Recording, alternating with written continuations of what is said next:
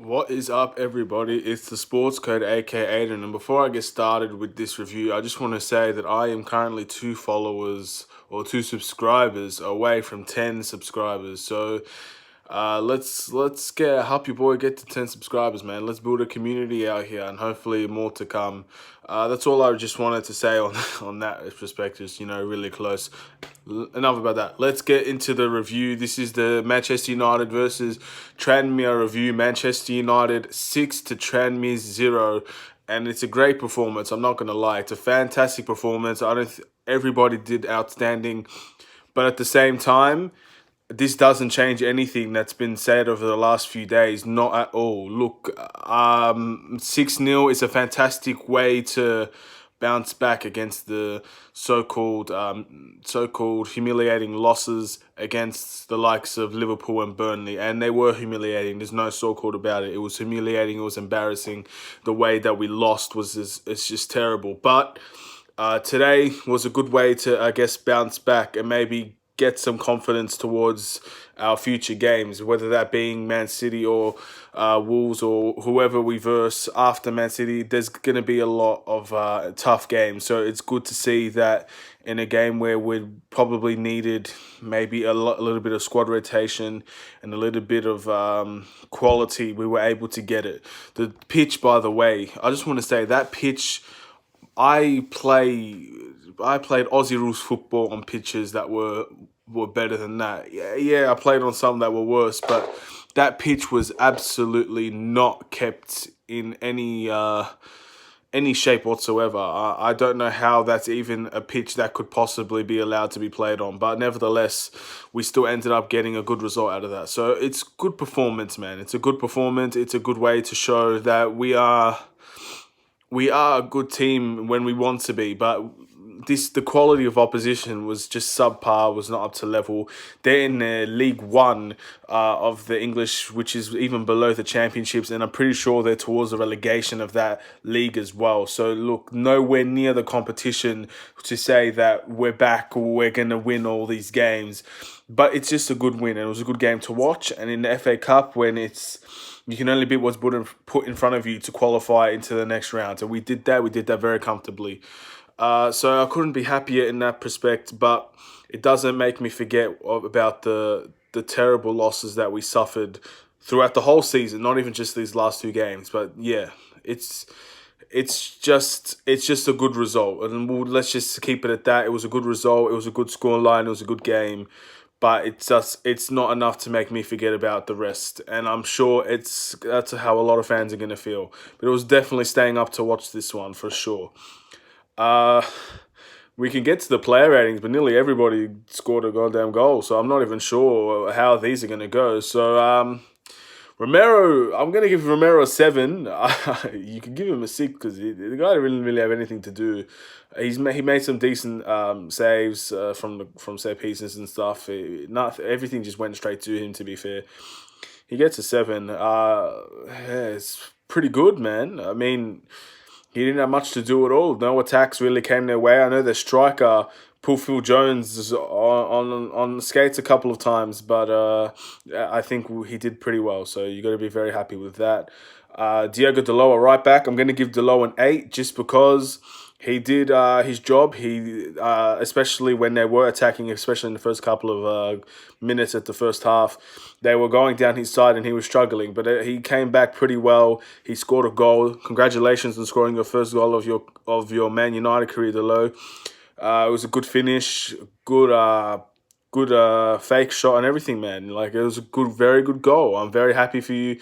Congratulations, and hopefully there's more to come from you, man. Because I'll never forget when Dalot was the right back that Jose said was going to be here for 10 years and to help Man United, man. I hope that potential's still there because we're going to need squad depth, and Dalot and Wan-Bissaka fighting for a spot.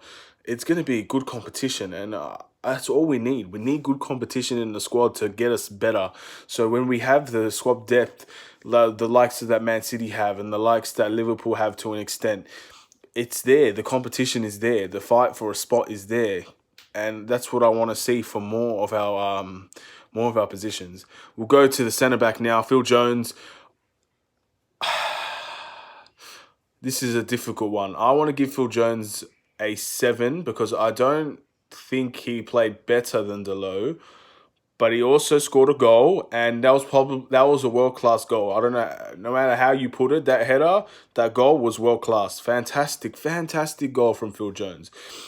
If we saw more of that out of him, he'd be starting every week. But I think he got caught a couple of times. He got caught with tackles. He got caught on the break. He got beat in a one-on-one a lot of times. So I don't think he deserves an 8 compared to what Delo did. But that goal was world-class, man. I love that goal. It's probably my favourite goal of the night, besides another one that we will get to when we get there. Harry Maguire.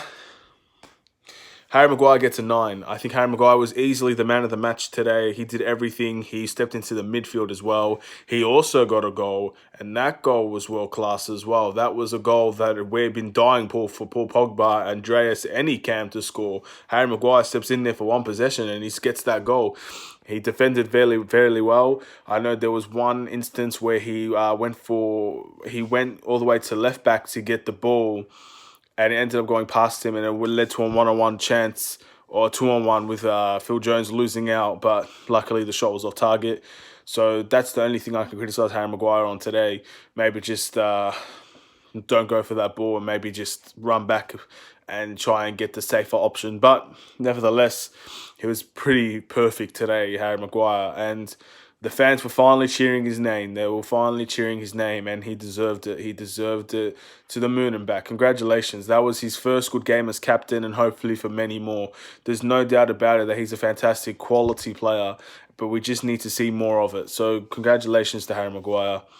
Luke Shaw at left back. I think Luke Shaw gets a solid 8. I know he didn't score, but man, he made incredible runs today. He reminded me a little bit of Brandon Williams with his runs, but he didn't get his goal. He got a couple of passes off. His defending was good. He didn't really have much to do, so I think 8's a fair score. People could give him a 7. I'm not sure. I thought he played pretty well today. Going into the midfield, we had Matic. I think Matic did good as well. I'm going to give Matic a 7.5 just because I don't think he did much offensively. I know he made one good run to get a cross in, but Matic did what Matic does, man. He holds the midfield. He gets some good passes in there. Matic, I think everybody doesn't rate Matic as a passer forward, but he's a very underrated passer, and I couldn't be happier that he's proving a lot of people wrong when it comes to passing forward quickly.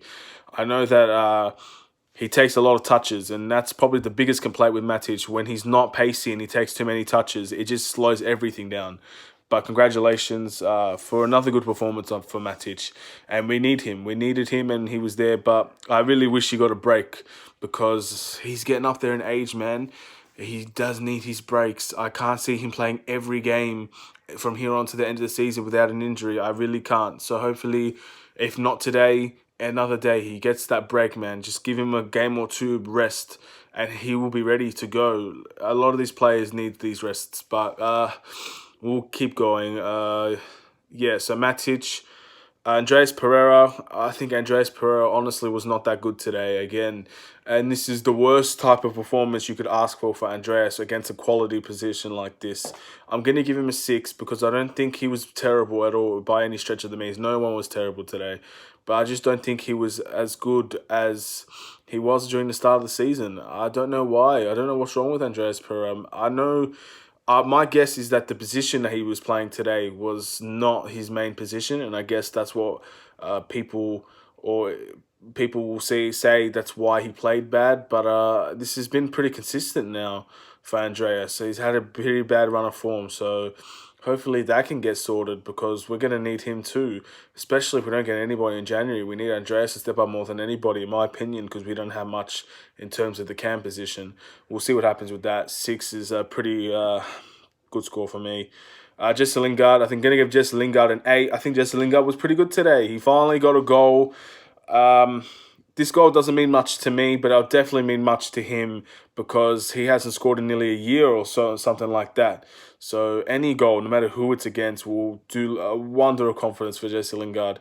And maybe this could be the step to getting that form back. We'll see. I'm not sure. I think it's too little too late, but you never know, man, because Jesse Lingard, he hasn't played much, and he's probably going to get another opportunity just because of this goal. Because Ollie seems to love playing him and seems to love what Jesse Lingard is about. So hopefully, in terms of that, he can perform. We'll go to the wingers now. I'm struggling to actually remember who played. Let's just go with Mason Greenwood. We'll start off with Mason Greenwood. Mason Greenwood, he he's gonna get an. I reckon Mason Greenwood gets a 7. Actually, no, I think he gets an 8 because he assisted a penalty, and he scored the penalty. So that's an assist. That's something that I guess you could say it's what is needed. I reckon if that was any other game, Mason Greenwood would be getting an 8. But just because so many goals happened, he doesn't get the 8, man. he wouldn't get. He wouldn't get the 8. I'm gonna give him an 8 just because a lot of people probably wouldn't, but I don't know. I really don't know. I don't know what to say about Mason Greenwood today. But when it came to, he scored a goal from the penalty. He had good opportunities. He made some good runs. He was the reason that that pass gave the penalty to Tahith, in which Tahith Chong obviously was the one that got fouled. So yeah, I think eight's a fair result. I'm not. Yeah, man, I think eight's a fair result. I'm gonna give him an 8. Martial, I think Martial gets an 8 as well. Martial's goal was beautiful. It's a beautiful striker's goal, and we see that a lot from him, in that, especially in that position to score from there. And yeah, it was a great goal. I'm really happy to see, and I really wanted Martial to rest today. To if I was to be honest with you, because too many players are getting these injuries, like the likes of Rashford and Pogba and McTominay. I didn't want Martial to be another one, especially in the forward line, because we're just so weak in that position. But everything worked out, I guess, according to plan. Now, for the life of me, cannot remember who played the left wing, so I'm gonna skip it for now. We'll go to the subs. Tahith Chong, he played okay, man. He played okay. He gets a 6. He gets a 7. He got a penalty. He had a good shot on goal in the last couple of minutes. And there's nothing more to say about that. It was a good goal. It was a good penalty. He did the right things. He played in that centre forward position in the second half. He played decent. I'm just really sad that he's going to be leaving us. I really don't want him to leave, man. We'll get to that after. We'll get to that after the player reviews. Fred came on as well, and Fred gets a 7 as well. Fred does his normal things. I also didn't want him to play, but we had to rest somebody. Martial got rested in the second half. So did Matic, and so did Harry Maguire.